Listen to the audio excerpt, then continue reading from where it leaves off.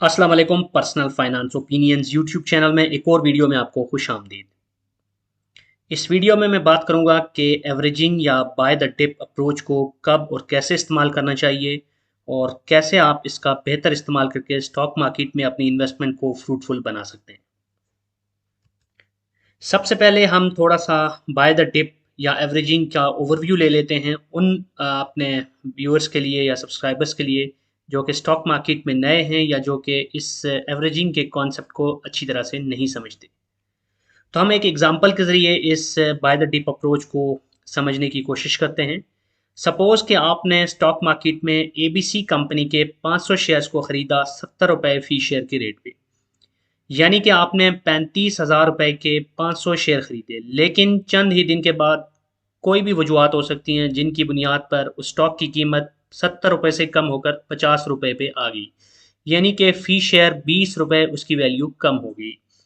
इसका मतलब ये हुआ कि आपके पोर्टफोलियो स्टॉक्स की जो ओवरऑल वैल्यू है वो 10,000 रुपये कम हो गई। यानी कि आपने 35,000 के शेयर्स खरीदे थे, 500 शेयर्स 70 रुपये फी शेयर के एवज, और अब जबकि हर शेयर की वैल्यू में 20 रुपये की कमी आ गई है, तो आपके पास जो इन 500 शेयर्स की ओवरऑल वैल्यू बन रही है और वो बन रही है 25,000। यानी कि अनरियलाइज लॉस आपका 10,000 रुपये हो चुका है। अब इस सिचुएशन में आपने उसी कंपनी के मजीद 500 शेयर्स खरीदने का इरादा किया। यानी कि आपने 50 रुपए के रेट के ऊपर, जो कि उसकी करंट प्राइस है, आपने 500 मजीद शेयर्स खरीद लिए। इसका मतलब ये हुआ कि आपने 25,000 रुपए के मजीद शेयर्स खरीदे और अब आपके पास टोटल जो इस कंपनी एबीसी के शेयर्स हैं वो 1,000 हो गए। यानी 500 आपने पहले खरीदे थे, जबकि 500 आपने मजीद खरीद लिए। जो पहले 500 आपने खरीदे वो आपको टोटल कॉस्ट 35,000 रुपया पड़ी, जबकि जो बाद में आपने 500 खरीदे उसकी आपको 25,000 रुपया पड़ी। इस तरह टोटल जो आपकी कॉस्ट है वो 60,000 रुपया 1,000 शेयर के लिए। यानी कि एवरेज प्राइस अब अगर हम देखें तो फी शेयर आपकी जो कीमत है वो 60 रुपये होगी। तो ये है वो फॉर्मूला या ये है वो अप्रोच या ये है वो स्ट्रेटजी जिसके ज़रिए स्टॉक मार्केट में इन्वेस्टमेंट के टाइम पे लोग एवरेज करके अपनी जो ओवरऑल कॉस्ट पर शेयर होती है या एक फ़ी शेयर जो उनको कॉस्ट पड़ रही होती है उसको कम कर लेते हैं और उसको एवरेज आउट कर लेते हैं। अब ये जो बाय द डिप की अप्रोच है ये कितनी फ़ायदेमंद है, इसके मुमकिन तौर पे नुकसानात क्या आ सकते हैं, कब इस्तेमाल करनी चाहिए, कैसे इस्तेमाल करनी चाहिए और कौन से वो अवामिल हैं जिसको मद्देनज़र रखना चाहिए, ये सब आज हम इस वीडियो में डिस्कस करेंगे। तो अभी जो हमने बाय द डिप यानी एवरेजिंग जो पॉलिसी यूज़ की जिसके तहत हमने 500 शेयर्स पहले खरीदे और 500 मजीद खरीदे, उसका जो मुमकिन रिजल्ट है वो क्या हो सकता है उसके ऊपर बात कर लेते हैं। यानी कि अब एक्स वाई एबीसी कंपनी के एक्स वाई जेड बंदे ने जो शेयर्स लिए उसकी एवरेज प्राइस 60 रुपये जैसे हमने डिस्कस किया, तो उसकी बेसिस पे उसके बाद जो टोटल शेयर्स हैं वो 1,000 शेयर्स हैं। अब हम दोनों पॉसिबिलिटीज़ को या प्रोबेबिलिटीज़ को डिस्कस करते हैं कि अगर इस स्टॉक की कीमत एवरेजिंग के बाद ऊपर चली गई तो 60 रुपये के बाद आप पॉजिटिव साइड पे चले जाएंगे। यानी कि पहले आपने 70 रुपये में शेयर्स खरीदे थे, लेकिन बाद में आपने एवरेजिंग की और 50 रुपये की कीमत पे भी उतने ही शेयर्स खरीद कर टोटल जो एवरेज है उसको 60 पे ले आए। तो अब यानी कि 10 रुपये भी स्टॉक की प्राइस ऊपर चली जाती है और उसके बाद जो भी इसमें फर्दर पॉजिटिविटी आएगी उसकी बेसिस पे आप प्रॉफिट में होंगे और आपकी जो अनरियलाइज प्रॉफिट है वो बढ़ता जाएगा। और आप अगर उसके 60 रुपये के बाद कभी भी इसको सेल कर देते हैं तो आपके टोटल जो 1,000 शेयर्स आपके एवरेज से पहले और बाद के मिला के हैं उसकी जो सेल होगी उसमें आपको प्रॉफिट होगी। लेकिन अगर हम दूसरी साइड पे देखें कि अगर इस प्राइस की कीमत मजीद कम हुई, फॉर एनी रीज़न ये मजीद नीचे चला गया, तो इसका इसका मतलब ये होगा कि आपको पहले से ज़्यादा नुकसान होगा। यानी कि पहले आपको जो 500 शेयर्स की वजह से अगर 10 रुपये नीचे आया था, 20 रुपये शेयर नीचे आया था, तो जो नुकसान है, अब अगर ये शेयर आप चूँकि आपके पास 1000 शेयर्स हैं तो अब अगर 1 रुपया भी नीचे मजीद आता है तो इसका मतलब है आपको 1,000 रुपये का नुकसान हो रहा होगा। यानी कि अब आपको पोटेंशियली ज़्यादा रिस्क फैक्टर भी बढ़ गया है। तो इस तरह हम इस चीज़ से ये एनालाइज करने के बाद ये कंक्लूजन ड्रॉ कर सकते हैं कि जब भी कोई शेयर आप एवरेज करते हैं अपने उसके रिस्क फैक्टर को मिटिगेट करने के लिए, तो उसमें दूसरी तरफ आपका रिस्क फैक्टर बढ़ भी जाता है। यानी कि अब ये इम्पोर्टेंट हो गया कि किस टाइम आपने एवरेजिंग करनी है, क्यों करनी है, कैसे करनी है। इस चीज़ का जानना आपके लिए इम्पोर्टेंट हो गया। अदरवाइज़ ये पॉसिबल है कि आप किसी एक स्टॉक के अंदर फँस जाएँ और मज़ीद आप एवरेजिंग करते जाएँ और करते-करते आप अपना जो भी आपके पास कैश है, वो आपके पोर्टफोलियो में ऐसे किसी स्टॉक के अंदर फँस जाए कि जिस जिस जो ऊपर ना आ रहा हो और मज़ीद नीचे जा रहा हो। तो इस सूरत में आप बहुत बड़े नुकसान को भी बर्दाश्त करने की पोज़ीशन में नहीं होंगे। इसलिए बहुत इम्पोर्टेंट है कि आप जब भी एवरेजिंग करने लगें या किसी स्टॉक के बारे में आप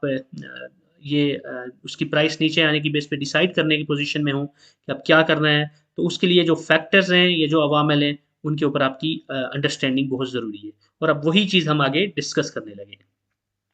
तो अब हम बात करते हैं कि बाय द डिप यानी एवरेजिंग कब और कैसे की जाए।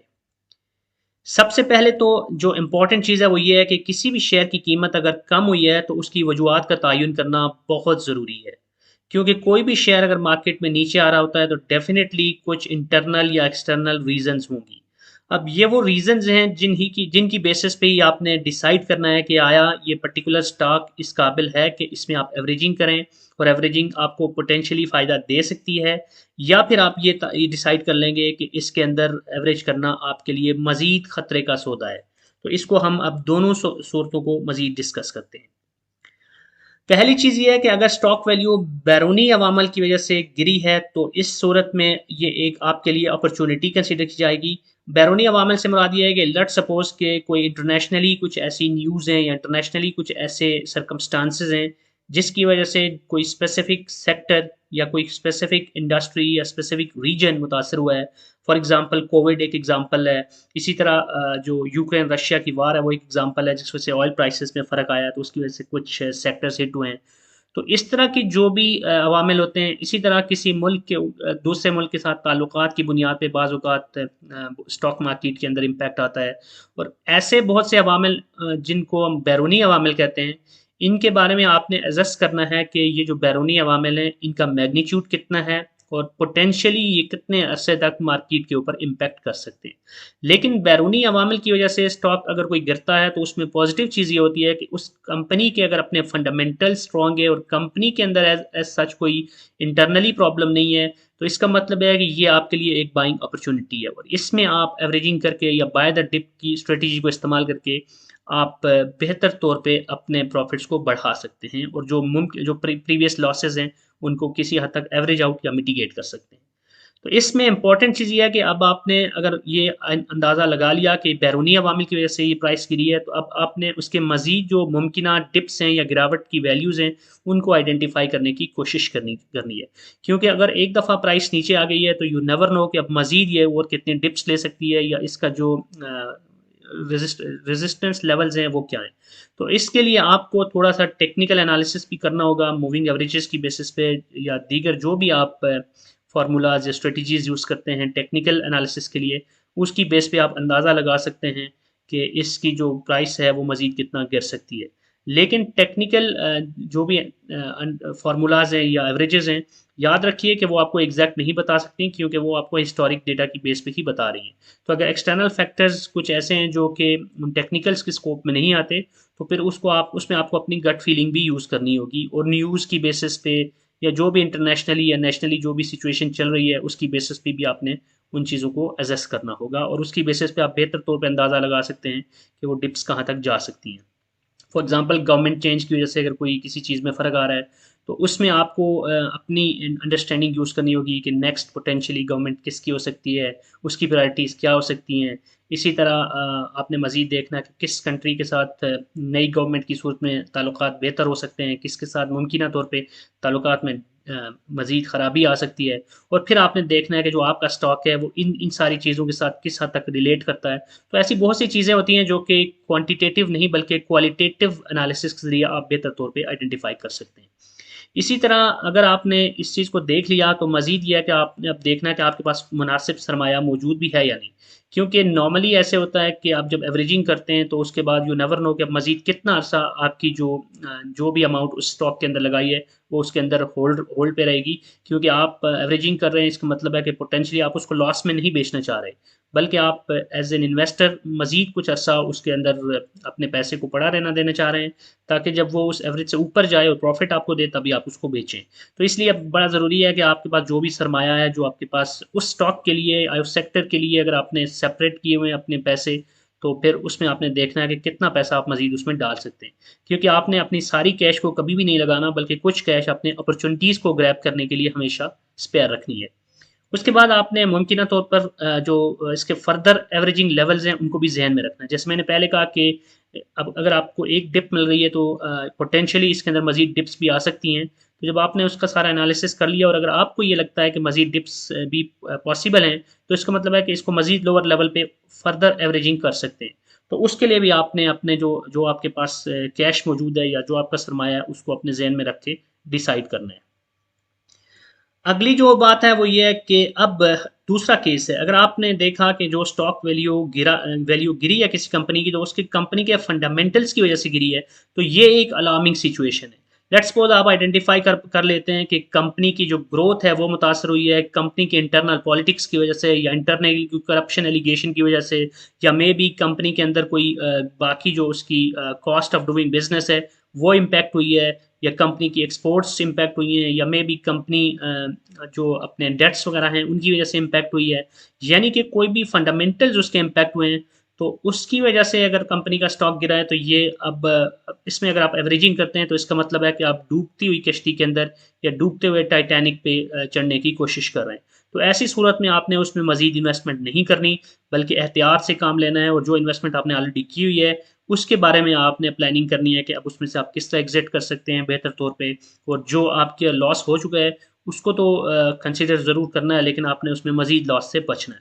तो ये कुछ ऐसी स्ट्रेटजीज़ या अप्रोचेज़ हैं जिनको आपने फॉलो करना है, और उसकी बेस पे आप अगर मार्केट के अंदर इन्वेस्टमेंट के बाद एवरेजिंग करते हैं या बाय द टिप अप्रोच को फॉलो करते हैं, तो आप फ़ायदा उठा सकते हैं। तो याद रखिए कि ये बाय द टिप जो है ये डबल एज स्वॉर्ड है। इसमें आप पोटेंशियली बहुत अपने पोर्टफोलियो में पॉजिटिविटी भी ला सकते हैं, लेकिन अगर आप इन सारे अवामिल को जिसको मैंने इस वीडियो में डिस्कस किया, इनको आप इग्नोर करते हैं और ब्लाइंडली अगर आप डिप्स के ऊपर बाय करते हैं, तो इसका मतलब है कि आप ओवरऑल अपने पोर्टफोलियो को ख़तरनाक हद तक लॉस की तरफ ले जाने के लिए पर तोल रहे हैं। तो ये थी आज की ये वीडियो जिसमें मैंने कोशिश की कि एवरेजिंग के कॉन्सेप्ट को और बाय द टिप की पॉलिसी को, अप्रोच को मज़ीद डिटेल में आपके साथ डिस्कस किया जाए। तो अगर आपके कोई भी क्वेश्चंस हैं, फीडबैक है, तो उसको आप कमेंट सेक्शन में लिख सकते हैं। और अगर आपको ये वीडियो पसंद आई है तो चैनल को सब्सक्राइब करना और इस वीडियो को लाइक करना और बेल आइकन को प्रेस करना मत भूलिएगा। Thank you very much.